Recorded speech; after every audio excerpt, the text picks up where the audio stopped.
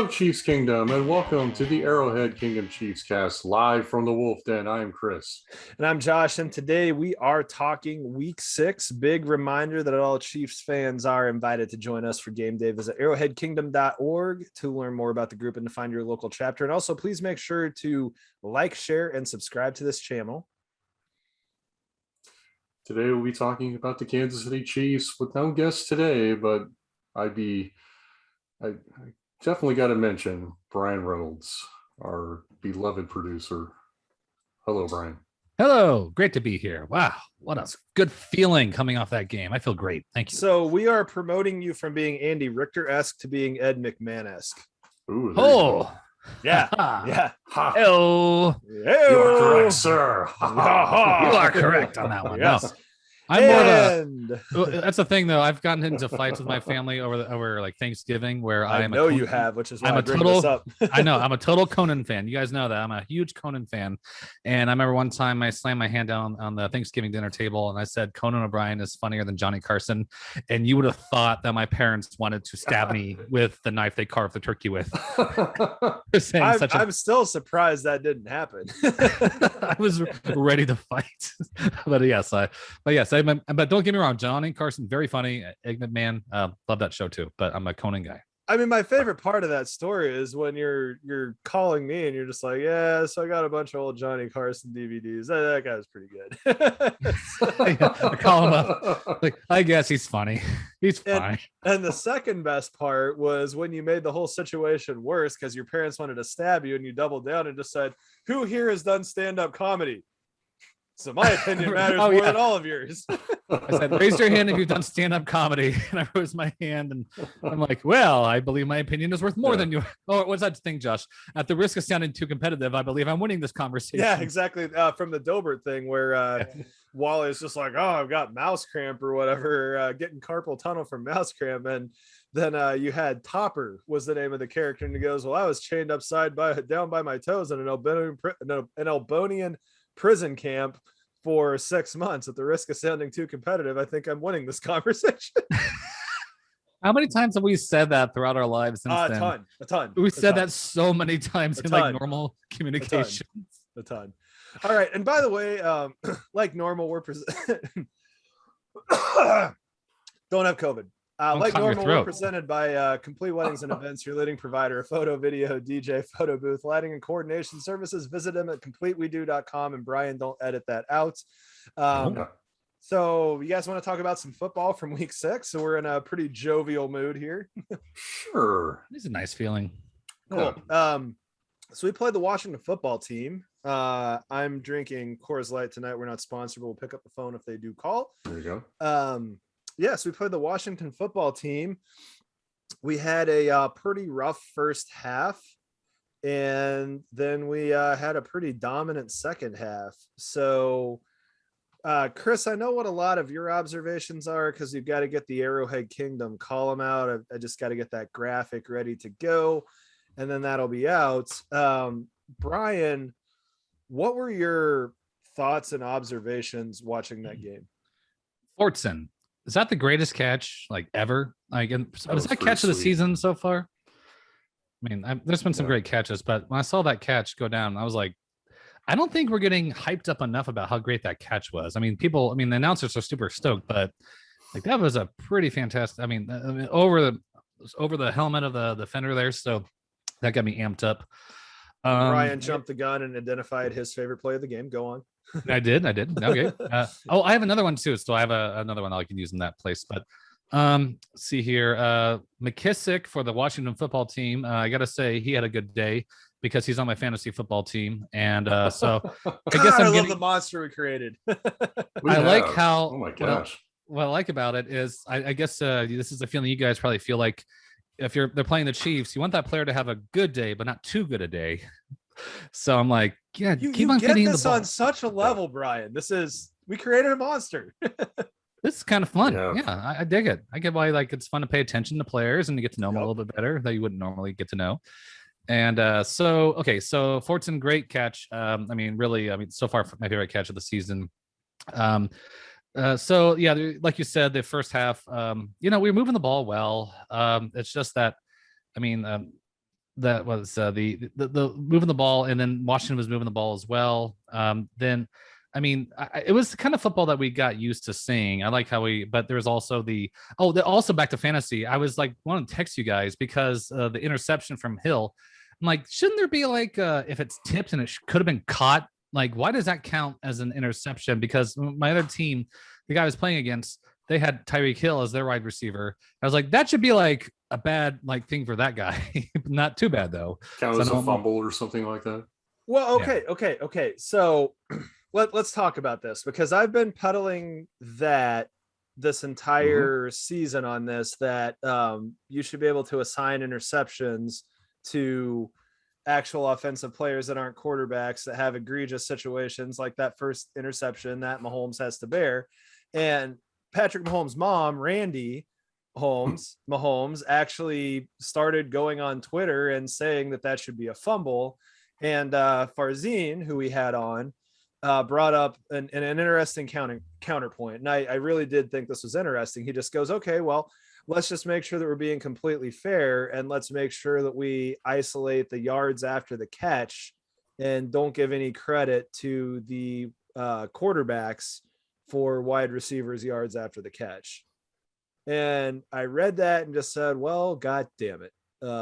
Maybe we just need to not touch any of these stats and kind of move on with our lives. that was my initial reaction. Yeah, but you still have to put a good pass on someone to get yak. I mean, that's, it's not like the quarterbacks throw guys open. They have to put the ball in the right spot. So, I mean, I agree with you. Yeah. All I know is that the slippery slope is real, and the slippery slope is real, and Pandora's box is a real thing as well. And whether or not we're talking about mythology or pop culture, whatever it is, I mean, it just, this is making sense as something that seems very simple. And I honestly felt like I've been kind of, dumbing it down, but I'm still furious with Tyreek Hill for that first interception that he threw.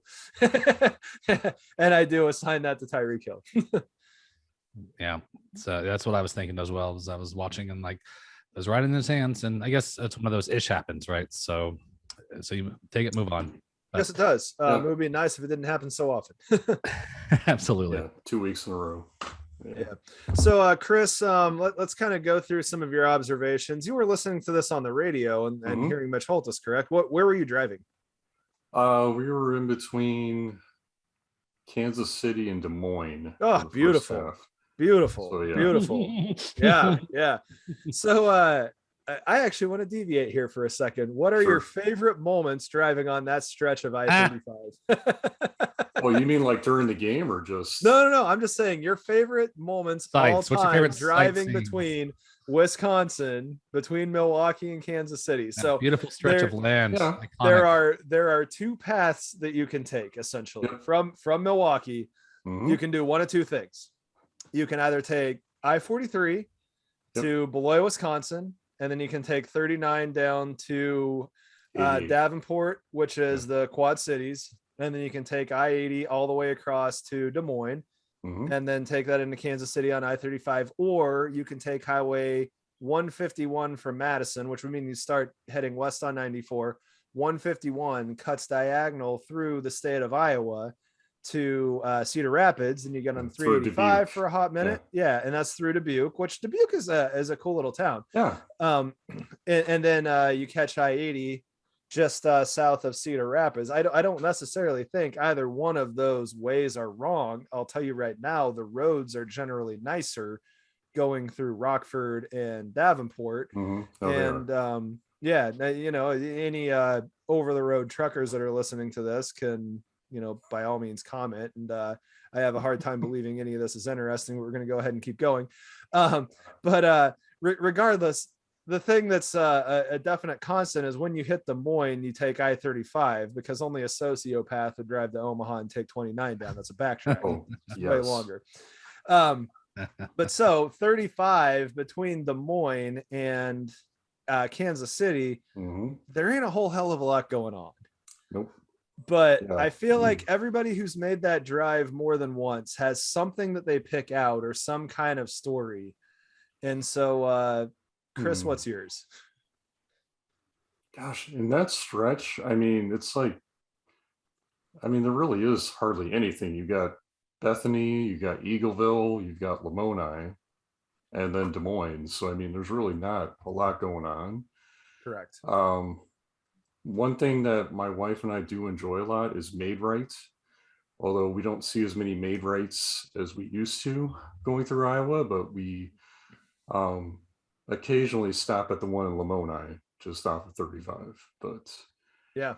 yeah, as far as stories go on that stretch, there ain't a lot going on there.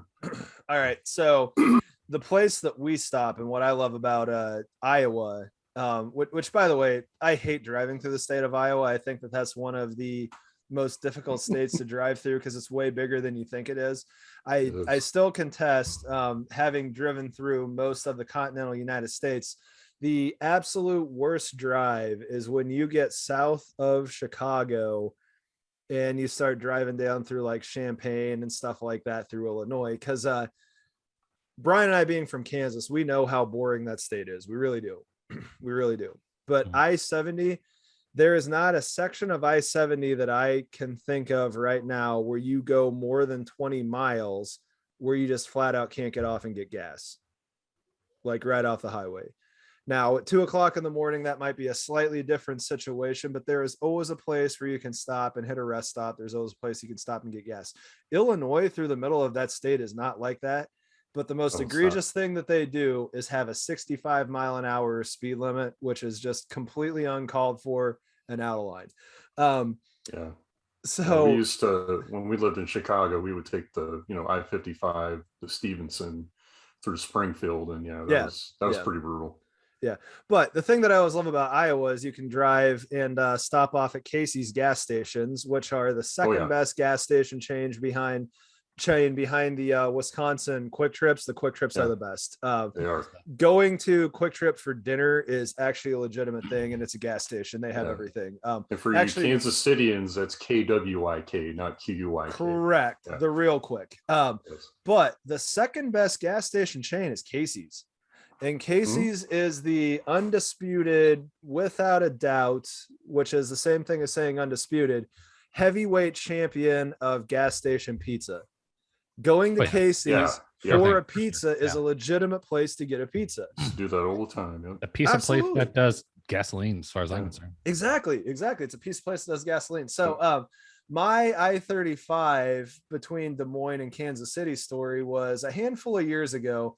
We were down for Thanksgiving, which is my family's Super Bowl of family holidays. And so we went out to Hayes, where I'm from, where Brian's from as well. And we go back to Kansas City and spend a couple days there. And my wife's parents are from San Diego. And, being that it's my Super Bowl holiday, very early in our relationship, I made it clear that we can go wherever she wants to go for any holiday or time frame throughout the year, but Thanksgiving is mine.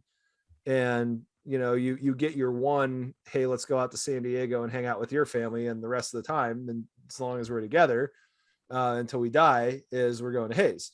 And so we did that, which means that her parents have just been invited to come with us, and they've obliged, and it's been a great situation. But so we're stopping in Kansas City. We stay at an airport hotel for the night before we're going to drive home. So her parents have a quick out to fly home, and we decide to get on the road. And it's one of those, you look at the weather and it's just like, let's try and kind of beat this. You kind of know in the back of your head that it's a bad idea. And we hang around longer than we probably should, so we don't beat anything. And so we get on the road and we're driving, and I'm trying to think where we actually stopped. So we probably pulled off somewhere in the neighborhood, like the Lathrop exit, which is highway, and we're using that term pretty loosely, 116. And we pull off, and the gas station attendant essentially says, I don't know how good of an idea it is to drive. And so we decide to keep going. And you can probably see where this is starting to go. But so we decide to keep going, and the roads just get icy, just garbage, to the point where I'm going 35 miles an hour. I feel pretty good about how I am, except that I've got my wife sitting in the seat next to me just freaking out, which is putting me on edge, which is the last thing you need when you're trying to drive through ice. And then all of a sudden you just start seeing all these cars in the ditch on both sides of the road. And so we pull off on Highway 36 to Cameron. And when you get off at Cameron, there's a McDonald's, there's a bunch of hotels, including a Quality Inn. There's a Wendy's, there's a Shell. So I'm looking at this on a map. And so there's a Quality Inn. So we pull into the Quality Inn parking lot, and the highway patrolman that's sitting there comes over and just goes, they don't have rooms. Don't even get out of your car and don't go ask. And I just say, well, what do you suggest we do? He's just like, I don't have a solution for you. He's like, none of these places have rooms. You really need to not be on the highway. The next place you're going to get a hotel is Des Moines, which would be at the rate that we were going, like a 6-hour drive for what's normally an hour and a half. Yeah. And so we decide to drive over to the Super Walmart, which is on the west side, and go rent a bunch of Redbox stuff. And we're just content that we're going to be sleeping in the minivan watching movies all night. And so we go into Walmart and buy a bunch of snacks and stuff like that. And then about 3 hours later, I'm just sitting there. We get through one movie and I just look at my wife and I'm like, F this. I am not doing this. I'm like, I have to sleep somewhere. So the closest hotel room that we can get to is St. Joe's, where the Chiefs do their which is my wife's hometown as well. Yep. Yeah. Okay. So St. Joe's, which is along Highway 36. And I want to say the distance between Cameron and St. Joe's, and I'm just going to map this now. It's about 30 miles. It's about 30 miles. Done that it took several times, but it took 2 hours to make that trip. And the car turned sideways half a dozen times and going like 25 miles an hour, following snow plows and stuff like that, to go stay at a like bad high rise. I think it's like a Red Lion or something stupid like that. And I just call my boss and be like, I'm not coming to work tomorrow. It's just, I'm putting priority on not dying on the side of a highway. And that's where we're at. So that is my Interstate 35 between Des Moines and Kansas City story. Brian, have you made that drive enough to have a story?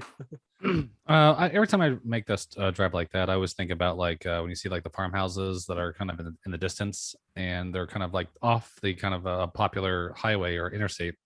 I always think to myself, like, wouldn't it be kind of nice to live there? Then I think about like all the weirdos who might pull off like because there's an ice storm going on, or they might knock on your door randomly. And then I always think to myself, I bet you they own a lot of guns. Like, bet you they have a lot of guns because they're so close to the interstate. So that completely quashes my desire to like never like get like a house that is visible from the interstate. But I will say this: anyone listening, if you ever had the joy of following Josh Kingsley drive a car, that is an experience in itself. Like, that dude is in a hurry and he is going. And if you're like, I'm a pretty defensive driver myself, but you know what? You got to get out of that comfort zone because you're following Josh. This is before we had smartphones and have like exact locations. Like, you really had to follow someone who knew where they were going. And I've had that experience a few times. And Josh, I got to tell you, that's put some gray hairs on my head. One or two. So you'll notice how little I'm arguing with this. So living in Milwaukee, Chris is going to know what this acronym is. Brian, I know that you're creative enough to get this, but most people in Wisconsin truly hate most people in Illinois. And what that really means is that Milwaukee hates Chicago, which is hilarious because Chicago people love Milwaukee because it's an easier way to do things. And, a lot of people in our local area spend more time talking about how they're not Chicago than that they are Milwaukee. And it's funny. And as a transplant, I mean, I truly love the city that I live in, and I love Chicago as well. There's just a ton of locals that have never left Milwaukee and they just hate it here. They just hate it here. And they have no idea how cool the city actually is. But there is a terminology for Illinois people, primarily Chicago people, and it's an FIB. And if you go to like a lakefront brewery tour, which I highly recommend, they'll talk about FIBs as in our friendly Illinois brethren. That is not what that stands for. The Illinois is the correct I. The F is what you think it is, and the B is what you can probably deduce from that. But it's made where you have all these fibs that are driving around really fast. So a guy who's a good friend of mine who lives in Illinois actually loves following me, Brian, by the way. He's the one person who I've ever heard in my entire life say that he loves following me, because everything that Brian just said is correct. I am a handful, and I'm totally just in a hurry. But his line is, "It's not my problem that I was born with a place to be, and it's not my problem that you weren't, and I have to get around you." And he and I'll have fun when we're trying to drive places. But what I recognized a long time ago is that I'm just a fib that happens to have a Wisconsin license plate. Well, I gotta tell you, yeah. I mean, I'm glad you found somebody who enjoys that experience and can connect with you on that. I guess I'll say this: I'm thankful that now we have a GPS, and our mobile devices can connect us to where we're going. Mm-hmm. So now you can just wait. So anyway, you just wait for me, have a drink. I'll be there. I'll be there in a few minutes. Okay, so I guess to kind of wrap up this football game, assuming that we really talked about anything. Chris, you haven't even really.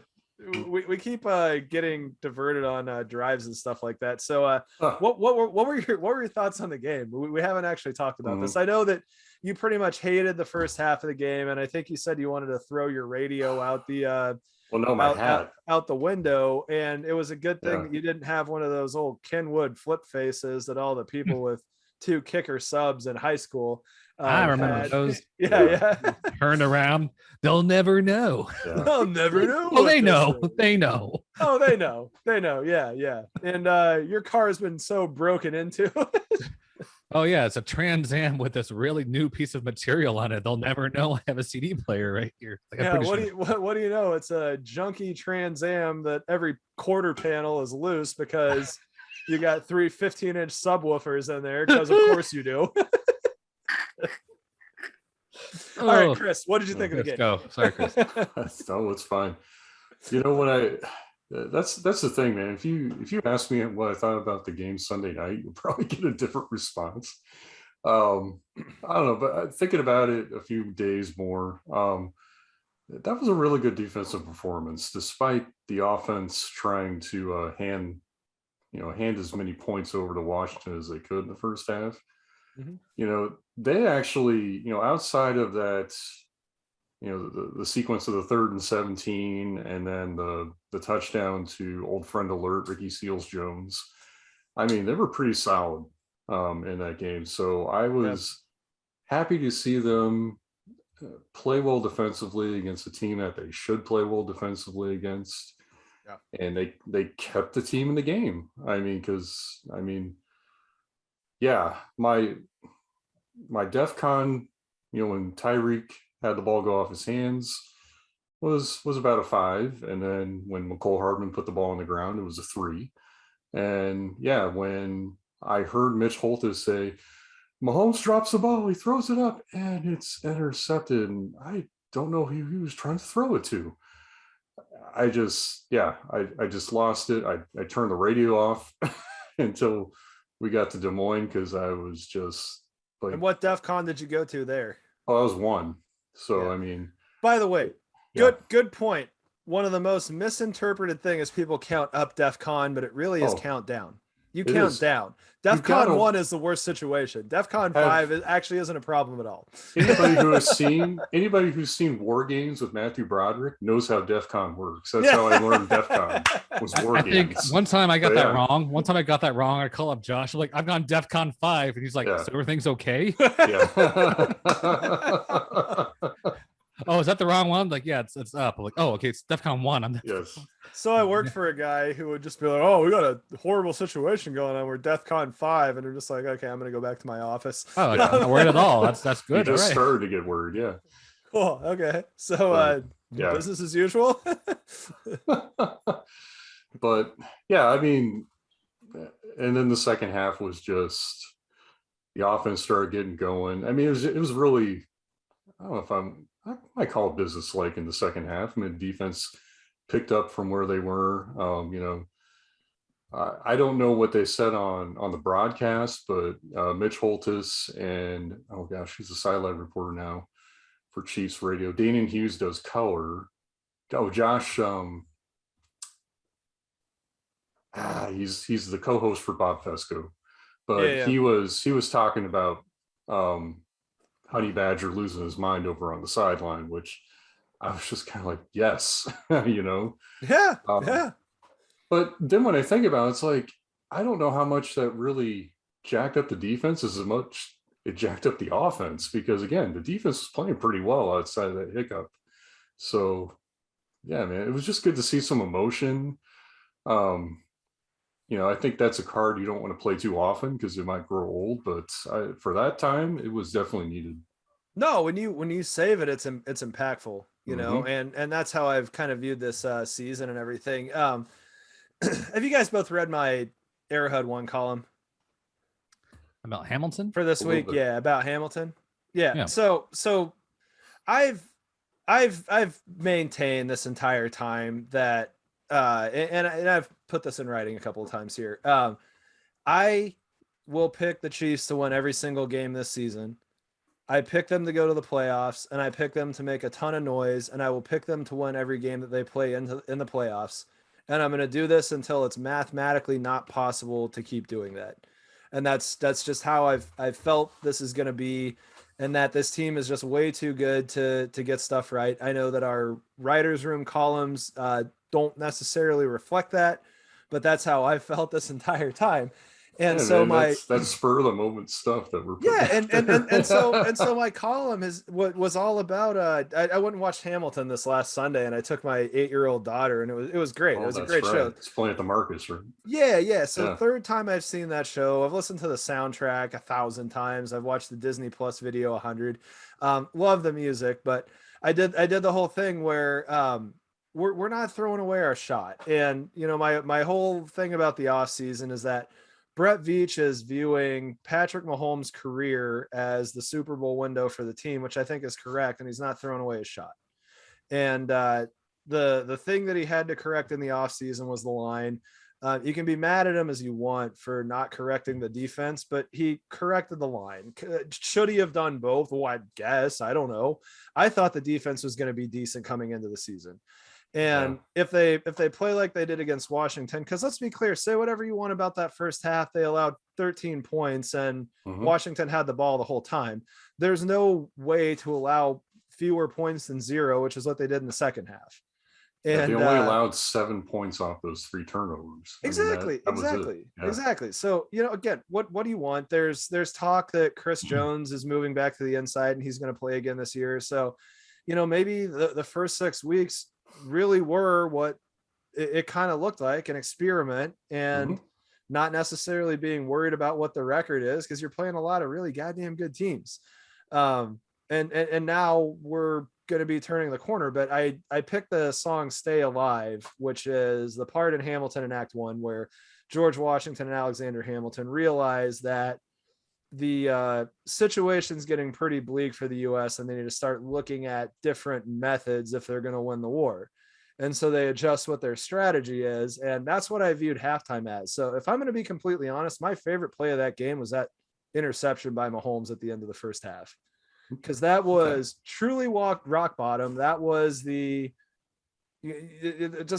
done. We're done. You have to throw your hands up at that situation. There's no point in even yelling at the guy for that. Just pick up a football and throw it at his head as he's coming off, and be like, just get in the locker room, just stop this, just put an end to all this madness. And they did. The reaction to that throw I liked the most was I don't know if I saw it on Twitter, but they're saying kind of talks about Mahomes trying to do too much, but it's like they need to coach the hero out of him. Because I think that's what he's trying to do, is play hero there. And it's just, no, just tuck and roll and just take the heat and move on. We can't have something like that happening. But yeah, I mean, I don't know if that was a wake up call. Perhaps that was the wake up call. I still think the turning point was Hill's pelvic thrust dance after his TD in the second half there. I think that was I declare that as the turning point. Sure. So maybe where we turn the corner. But you can go with the Mahomes in INT as well. We can spend the rest of this season arguing about which one of those is more the turning point. I think we're in the same zip code. And my song for that was Satisfied, which is one of the 2 or 3 best songs. And the whole thing is just your ambition can be your downfall because you're never satisfied. And that's what I took with that throw from Mahomes. It's just, you don't want to coach the hero out of him, but you want to coach some judgment into it. And that play was nothing but horrible judgment. And it was just him sitting there going, I can't fix what the rest of these guys are doing. So I'm going to have to do it all myself. And, I truly believe that he thought that he could get that ball to Travis Kelce. And, he recognized how just dumb of an idea that was. And there's only one way to learn that. So, we're all better for that.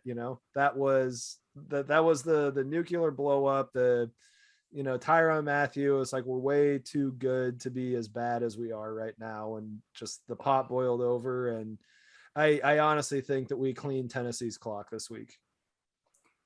Yeah, I'm not going to say that I don't think that Derrick Henry is going to run for 150 yards and 2 touchdowns. I don't think that matters. But he can do that. And the Titans can still lose by 14 points. Yep. So I don't know Henry does.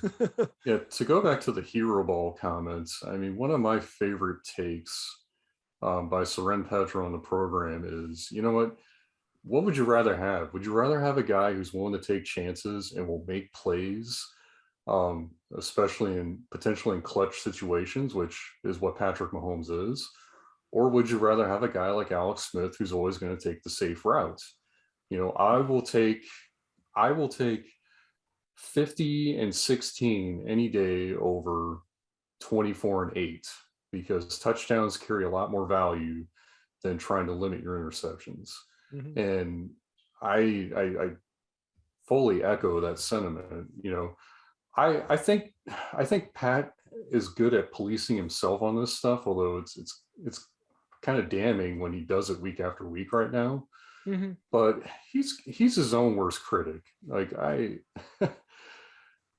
that definitely had to be rock bottom for him in the point. And I don't think I've said this the last couple of weeks. I'm going to say it again. I think that he finally starts to trust the rest of his team, mm-hmm. which I think he's had a tough time doing this year. And just plays within the team. Yeah. And again, there's a difference between having to self-police yourself against the Chargers, the Ravens, and the Bills, and the Washington football team, and the Philadelphia Eagles. He's policed himself against 3 of those teams and not as much against the other 2. Yeah. We're in the say like regression to the mean where we're losing the fair share, if you will, of 1-score games. And, generally speaking, the good teams are the ones that end up doing that. But just think back to the Buccaneers of last year. That team was just disjointed and off until they weren't. Mm-hmm. Yeah. I mean, they even got blown out by the Saints, I think, in December too, like 38-3. So, yeah. So why not us? I mean, who knows if that's going to happen, but why not? So, in any predictions from either of you guys for the Tennessee game? I think we won by 14. That's where I'm at. I'm going to give Tennessee a little bit more credit than that. I mean, I think it's a 1-score game, but not to where it's going to. I always say we play weird games against Tennessee, and there's always something crazy, unexpected to go in the fourth quarter. But I think this is finally the game outside the AFC Championship, of course, but the regular season game where we don't have, Andy Reid calling timeout as Ryan Suckup is, is missing, a 53-yard field goal, or, Dustin Colquitt's trying to chuck a ball out of bounds because of a bad snap. I'm very, very optimistic nothing like that is going to happen in this game. And if it doesn't happen, just like if it didn't happen in those other games, the Chiefs win. So yep, that's how I feel. Brian, any thoughts? Yeah, no, I think we win. I don't know, 14. I would like to see that somewhere between 10 and 14, maybe 2-score on that level. We'll see what happens, obviously, but I'm feeling good. I'm feeling I like this confidence that I'm seeing moving the ball. And maybe you're right. Perhaps that big play was, or no, the pelvic thrust. That was the moment that turns everything around. So yeah, this is it. This is we're gonna be running really well now. So that pelvic thrust, did that come after you go to the left and then you move to the right? Oh wait, as we're getting into off. Halloween. what song is that? Rocky Horror Picture Time Warp. Oh, What do you mean? What song is that?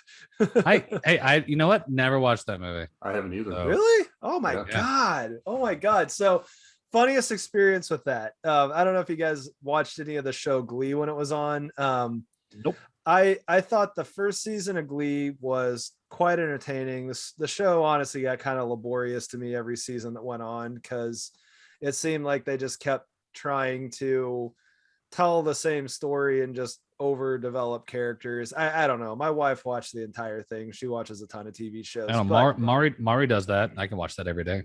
But there was one episode that I consider the top tier of the entire thing. They did a Halloween episode where they did all the best numbers from Rocky Horror Picture Show. And my wife had never seen that show.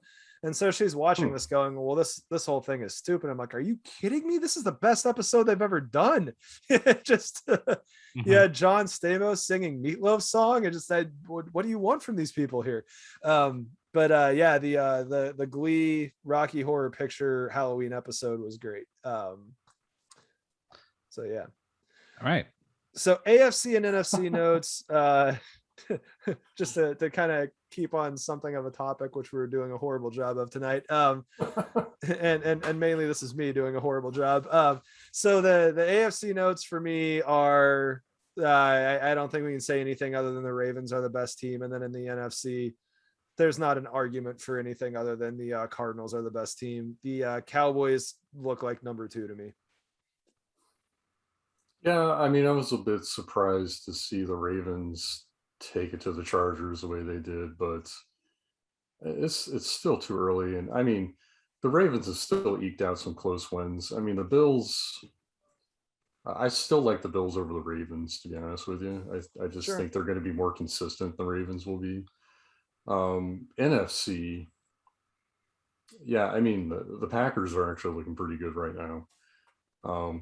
Looking forward very much to that showdown here in about 3 weeks now. Yeah. Oh yeah, that'll be fun. Pretty good. It's looking like the Packers are going to get our Merciless Wiley or Whitney Merciless. Whitney Merciless, yeah. Yeah, Whitney Merciless, which is ridiculous. I don't understand why you would go play for that. Well, he's a 3-4 linebacker, and they play a 3-4 in Green Bay. I think that probably factored into it. But fair enough. And part of the reason that he got cut is the Texans tried to move him to DN. So yeah. All right, Brian, thoughts? AFC, NFC, besides who's putting up your fantasy stats? Well, NFC Cardinals. If only JJ Watt would have come to our team. That would have been so nice. I know. We offered him a bag full of McRibs and everything. Yeah. I was right. I think you fallen told me that I was going to be delivering them to him. Yes, I did. What I could have done is made you follow me to his house with a bag of McRibs. Like, well, the NFC East. Cowboys have 5 W's and we're only 6 games into the season. I mean, the last season, remember last season where do you remember that time last season where you only had to win 7 games last year to make it to the playoffs from the NFC East? Yeah. You remember that time when awesome. Remember that time where you were in the Beatles and yeah. You thought Paul was dead? That was really cool. that was a hoax, right? Yeah, I didn't really die. Yeah, I'm not really dead. Oh God, no, that might have been Chris Farley, SNL, by the way. Chris Farley, that was quite possibly Farley's most masterful. Just I can't. Farley show. Matt Foley is but to sit there and ask Paul McCartney. Do you remember when you were in the Beatles? Just stupid questions with a straight face was just brilliant. Just brilliant. I still can't rank that above Matt Foley. My favorite character is Matt Foley, but fair enough. that piece of acting was incredible. You remember when you were in the Beatles? Yeah. Remember that time that When you were in the Beatles? Well, yeah. That was pretty cool. Yeah, that was awesome. What a great question. What a great question. Awesome. Yes. I also have to say that absolute favorite Farley bit is when he's El Nino, the professional wrestler. Oh yes. El Nino is Spanish for the The Nino. Nino. For those of you who don't habla español. Habla español. All right, so Chris covered our old friend alert with Seals Jones. Yeah, Yeah. He did so much for us. I forgot he played there. So what is your football week as a song? For me, it's my favorite Rage Against the Machine song, Wake Up, because as Zach De La Roca is screaming "Wake Up" for the last 30 seconds of that song, that made me think of Tyrann Mathieu having a tirade on the sideline. So I think the team woke up in the second half. Got it, Brian. Is there a Godsmack song called "Awake"? I was thinking of that one. So okay. I'm alive. I'm awake. Yeah. I remember.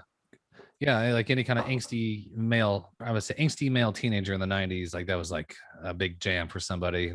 Yeah, I was one of those. So something about coming alive. Now he's awake. And I think Chris, you said the word awake, right? So I'm like, that when you said awake, that melody popped in my head. So I'm gonna go with Godsmack awake or whatever. I'm fairly certain that you're told to go away in that song because their first album has 12 tracks, and I want to say 6 of them have "Go Away." Get away from me, go away, go. Yeah, it's just exactly. Like leave me alone. It's like, okay, all right, work. You better go away. Okay, fine, I'll go away. I'm alive. yeah. Leave me alone. And then at the very end, it's voodoo. There's like this weird, whatever. Yeah, go away. Yeah. So my songs, I'm gonna do my normal thing and kind of take 2 because I just I close my column talking about the Hamilton song, "The Room Where It Happens." I think that we're in the room where it happens. We're witnesses to getting ready to watch this team go on a tear, and I'm excited to be here. But the one that I really came in here wanting to do was the Hives. Hate to say I told you so. We're going in the right direction. Yeah. Go. All right. So fantasy stat of the week, Brian, tell us a little more about your player that just really made you happy. Well, I had a good run with all my players. You guys were wrong about Kirk Cousins. He came alive again for the last game. And he also, between his work and also Antonio Brown, I mean, he's having himself quite a season, at least in my fantasy team. So I put up 156. I put up 100, I think 163, and I beat someone who put up 150. So we both had pretty good runs there. But I just had a team that was coming to party. So Antonio Brown came to party. Kirk Cousins played more than what his projected numbers were. And but next week now it's my first time having like a bye. So I had to bench Kirk Cousins because he has a bye next week. So now Tannehill's back in, and we'll see how that goes. But this is actually, Brian, I have Derrick Henry, so both of us are kind of in that quandary. But right. On my keeper league, but So I guess tip of the hat to Antonio Brown coming alive and give me some numbers to win. So, Chris, for our content creators league, we had Jalen Waddle and Jonathan Taylor doing 29 points apiece. The impressive ones, Jalen Waddle. The question that I know you and I went back and forth on, we had Russell Wilson as our quarterback. Do we want to pick up Kirk Cousins, or do we want to roll with Jalen Hurts? I think Kirk Cousins. Okay.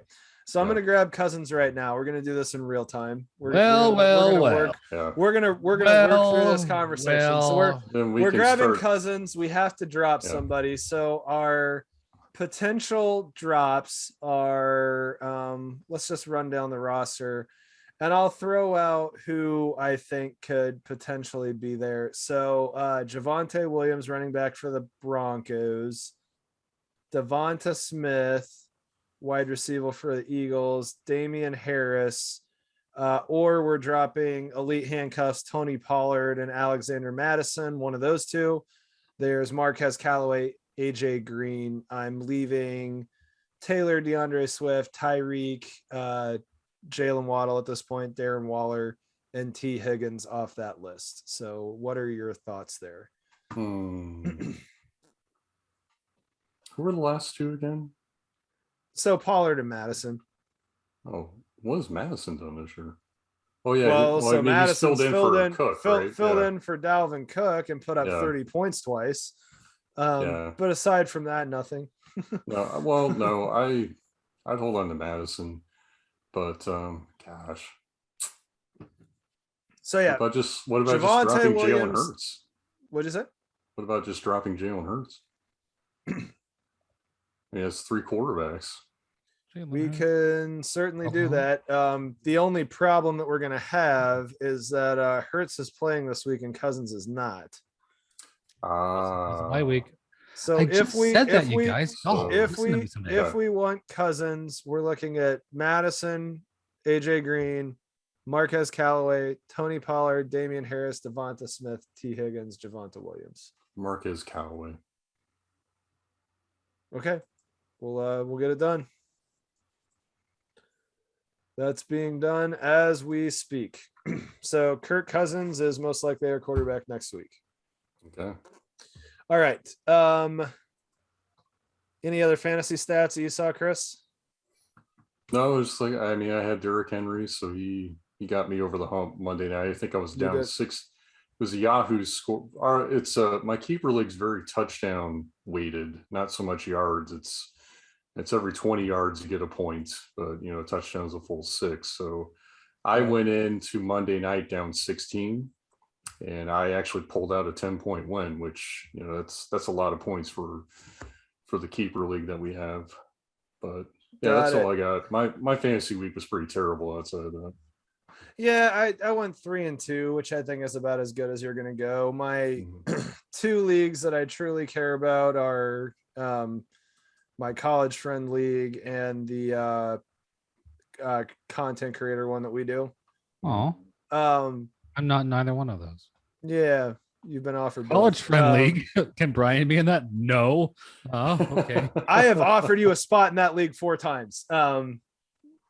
I have a feeling he'll take it the next time you do. I think you will too. I think you will too. So that one, and then Brian plays in our local Milwaukee Chiefs group. Got to be honest, I'm being a little sour grapes because I'm in last place in that one, which is probably why I'm talking this way. I play in one with people that I work with, and there's just something about beating people you work with. It's awesome. All right, so let's get into final takes. Chris, I know you have a good one, so I'm gonna let you go first. Oh, sure. Okay. Let's see. I'm gonna take the background off here just so that I can actually show this. All right. So I know you said it was music. Are we talking about the Doors? It is music. About the Doors? I get that joke. I just got that now. Okay. No, so this right here is Pearl Jam's second album, Versus. Now, for any super fans out there, that Versus came out on October 19th, 1993. So as of yesterday, Versus turned 28 years old. And the reason why I bring this up is because I am 12 years older than Versus to the day. So if you can do the math, you just figured out what I turned yesterday. Happy birthday, Chris! I didn't know that because you weren't on Facebook. This is true. 4-0? Is that what I heard? The big anymore, 4. Yeah. Welcome. Big 4-0. Welcome to that club. Yeah. I was pretty excited to get there myself. Oh yeah. We look good for our age. Yeah. I've been told that. My boss is like, "What? No way." I'm like, "Thank you." Whatever your skincare routine is, you guys going into Sephora and like buying it up? And we're not going to card you at the damn bar or anything, but you look pretty good. I get carded every now and then, but yeah. Well, happy birthday. Well, thank you. Yeah, happy birthday. Thanks. Can I go now, or what should I do? Yeah, go for it. Fun fact, Chris, yesterday is my son's birthday. So you and my Nice. son have the same birthday. Very cool. He turned 5 yesterday. Oh, So, but we're having his birthday party this weekend, and we'll take photos and share those all on social media this weekend. But it was a fun time, and the whole thing with the cupcake. The first time he had to go to school, preschool, with like, it's where you wear like a sticker that says "birthday boy" or whatever, and he had like give presents and do it. Oh, he did show and tell for the first time, and he brought a toy and he had to do show and tell and everything, which I rocked show and tell. By the way, when I was growing, it was like my favorite day is get to do show and tell. I love that stuff, but I don't think that's my final take though. I wanted to say this. I don't know if this is a good final take or not, but McKinnon, did you guys enjoy like how he kind of powered his way through for a first down? I think it was in the first quarter where he received it and he like hit one guy, hit another guy, and fall into the first down. And something about that second effort, you haven't seen it, go back to the highlights and watch it again. I believe it's McKinnon. Something about that extra Kirk effort. McKinnon. Yeah, it was right before the Tyreek Hill drop. And I think that was the drive. I think maybe I'm wrong. I think that was the drive where we scored on he did that, and then it was a handoff, and we got on the board on the touchdown. Okay. Maybe I'll have to go back and look at the highlights, but it was like this 2 hit the first down biz. It looked like we're going to be at a 4th and 4, but he did what he had to do to get to the first down, and something about that really that all that effort. There's a second and third effort, hits yards after the catch, yards after the first hit. And now that I'm doing watching more closely, I do pay more attention to like how like powerful and how important those stats are, because that is, that is the extra effort that gets you to the first down, so you don't have to kick a field goal. Now it sets you up for the touchdown and all that. So, yeah, those plays after the catch. I guess my final take is I'll be paying more attention to those moving forward, because I almost jumped out of the Fortson catch was like made me scream with excitement, but something about that extra power, extra effort really made me kind of respect that kind of play as well. So I'm a big fan of that. got it. So I don't even remember what I was going to talk about before, but as I was getting everything around for this, something caught my eye. So do you guys remember, it would have been during the off season when we took a break from talking about Aaron Rodgers and Tim Tebow. I think that's pretty much all we talked about all summer. Yeah. And we talked about when international soccer was looking at doing their Super League. Yes. Yeah. Okay. And so, my take on that was that it, made a lot of sense why they would do that. I understand why anybody who's not a fan of about 4 or 5 teams thought that it was the most important thing in the world. But I remember getting on a Chiefs cast with Brad Simcox over in UK, and we were talking about it, and he made a comment that it was a very kind of American way of looking at sports, trying to take this elitist type of look at stuff. I 100% agreed with him. And the thing that I always put as a reference when I would be talking to anybody about this would be the equivalent if the NCAA basketball tournament decided to be for only the Big Five.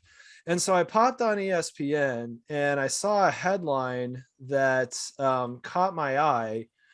And it was, what caught my eye, first of all, was how buried that it was. So you have, when you look at ESPN, you have the scores across the top, you have the main game that they're pushing or whatever story they're pushing, and then it's got top headlines. And so 1, 2, 3, the third one down, just the bullet point says madness, ? Huggins says majors need their own tourney. And so the first thing that I was looking at was who's this golfer Huggins that I don't know about that's talking about major tournaments? That's the first Big thing 12 conference. Big 12 press conference day today. Yeah. And then it just completely clicked with me. I'm like, no. This is Bob Huggins talking about a goddamn Super League. And that's exactly what it is. And so Bob Huggins got on there and he just says that the collegiate landscape, as you got all this crap happening, that the big teams, so the Big Five, should quit doing the NCAA tournament, basically piss on March Madness and the Cinderella stories and form their own postseason tournament. Those are like the best. Like, not as Jayhawk fans, they're not the best stories, but they're also a lot of fun to pay attention to. Well, Like exactly. Loyola and Wichita State and all these Exactly. fun things. These are fun. Exactly. And I just found this very interesting. And there was a thing about how the Super League came and went. It was announced and dead within 48 hours because the fans and in European soccer, I mean, a lot of these teams are 150, 100 plus years old. Some of them are like 150 years old. There's just the level of power and having seats at some of these board tables that doesn't exist with the NCAA, doesn't exist with any of our pro sports. And just always had the feeling that this wasn't the last that we have heard about things like that. So it was just really interesting to see the NCAA kind of pop up like that. And I'll go back to my song, Hate to Say I Told You So. So I wonder if a lot of that's fueled too by all the, the FBI investigations and all that. I know that's also been a motivator for something like this, just to break away from the NCAA's rules. But and that was the other thing that I remember talking about is that this, we're not talking about I don't know, name some, what's a non-corrupt charity that everybody likes. I don't know if there is one, but that's Doctors No Borders or Doctors Without Borders. Sure, there you go. That one? So Okay. the NCAA and FIFA would like you to think that they're Doctors Without Borders, but in reality they're the Red Cross and the International Olympic Committee, and everyone's just like, dude, you guys are skimming money and we all know it, but it's just you're doing enough good that nobody's really saying anything. And that was the part that jumped out at me. I'm just like, well, yeah, why the hell would Barcelona and Real Madrid want to deal with FIFA? Mm-hmm. Yeah, I mean, I guess that's the inside baseball kind of stuff where I'm like, I guess I don't know what the hell that looks like because I don't work in the offices and I don't work on the scheduling. I don't work with the rights of the television and all that.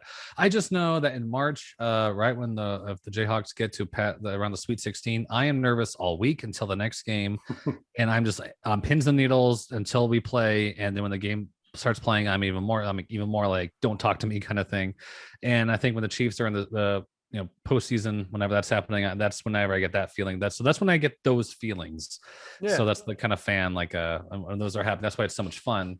Like, so I mean, I guess speaking as a fan, like whenever you introduce new things, I don't take the FedEx Cup all that seriously as a golf fan. Like, I don't know. That's for a different generation at this point. Some people seem to like it, but I'm like, whatever. I kind of like just paying attention to the 4 major wins and seeing what happens in the other tournaments. But then again, maybe I'm just not malleable enough for that sort of thing. So yeah, I mean, I personally don't like the idea of the NCAA tournament going away for whatever this is that Bob Huggins is peddling. And I also think that some of this headline being buried is just how this was just a commentary out of the context of being in a 4-hour deal where they put a microphone in people's faces and just say, keep talking. I mean, we did that draft day live stream, and you can't talk about anything for 4 hours. I mean, you're going to get stupidity before it's all said and done.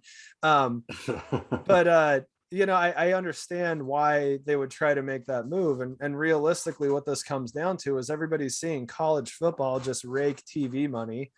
And they definitely reference that. And at the same time, you have boosters for some of these massive schools. And these boosters are saying, thou shalt win a title every single year. And the best way to give Kentucky and Kansas, let's throw the team that you guys went to, that I root for, into this mix, UCLA, all of these, the best chance to make sure that they have a shot at winning a title every single year is to make sure that you're playing in the tournament. And by doing what Bob Huggins is talking about, you all play in the tournament every single year. And then the second thing that you do is just eliminate as many X factors as possible. Because I mean, just think of how bad the bottom end of the Big 5 conference teams are every year. Let's just pick on TCU from a Big 12 standpoint and just think about how bad that team is a lot of seasons. It's like, would you really be, more nervous about playing a chud team like that, or, Murray State that has Ja Morant?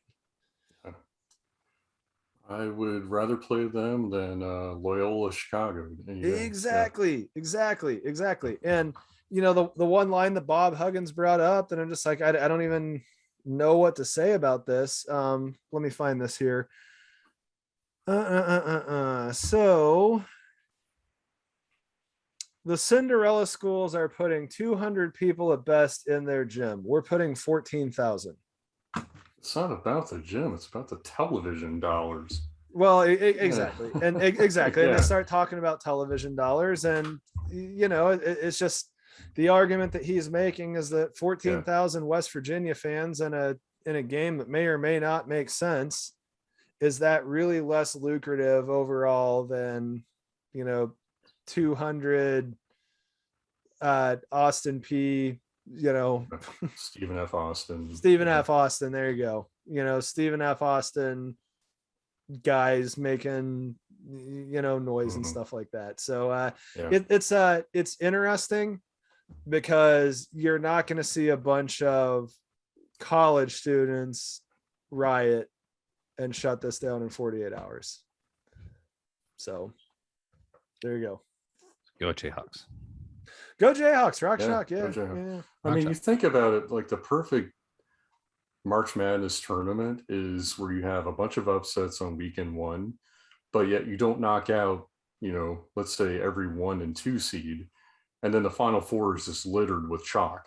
I mean, that is the perfect scenario in the eyes of ESPN or CBS or anything, any of those guys. And one of the perfect scenarios, the Kansas 2008 title. It was 4 1 seeds playing in the Final Four. Yeah. I remember I ran a bracket that year, and I made fun of everyone that had all 4 1 seeds going. I was like, this has never happened before. There's no way you're going to be right. And then, But we all remember who Kansas had to beat to get to that Final Four. Yeah. Steph Curry.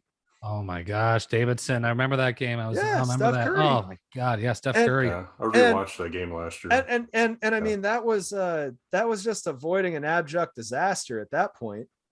But then you watch Steph Curry and what he does on the Warriors. It's just like, no, that was actually a classic game. That's what that was. It was a fantastic. He was nuclear for about 15 minutes straight in that game. I remember. Yeah. So, Steph Curry. It's Steph Curry. Yep.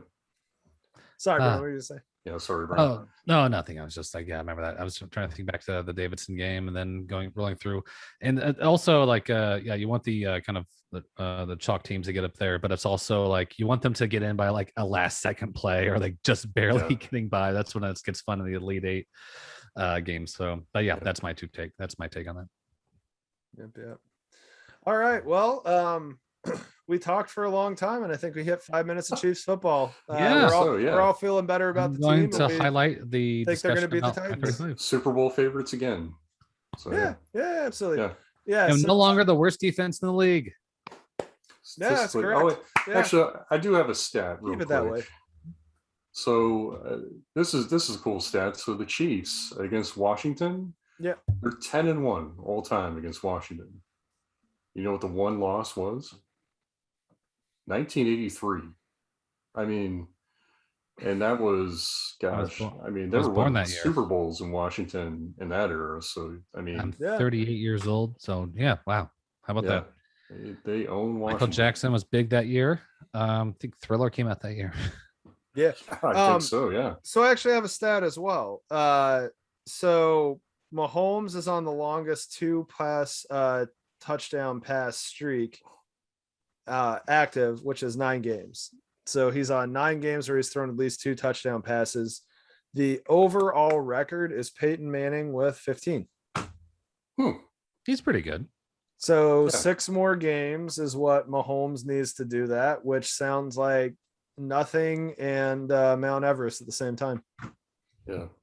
So So will he do a lap around the stadium like Drew Brees did when he broke Johnny Unitas' record? I mean, sorry, I got to rag on Drew Brees for that still. But I would imagine that he would do something.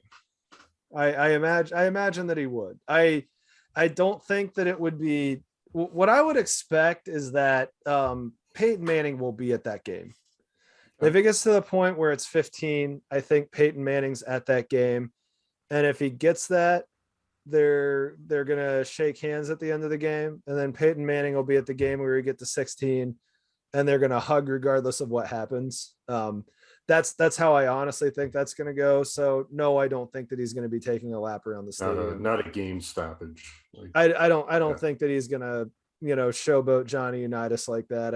I think that there will be more cameras than most people see in their life pointed at that situation if that happens, and it'll be a nice moment. So funny if he pulls out like a $5 footlong from Subway and just like, this moment brought to you by $5 footlong. Yeah, I mean that would be hilarious. Neither of these teams play for Daniel Snyder, so Nope. I don't think that we're going to try and commercialize that moment. oh gosh.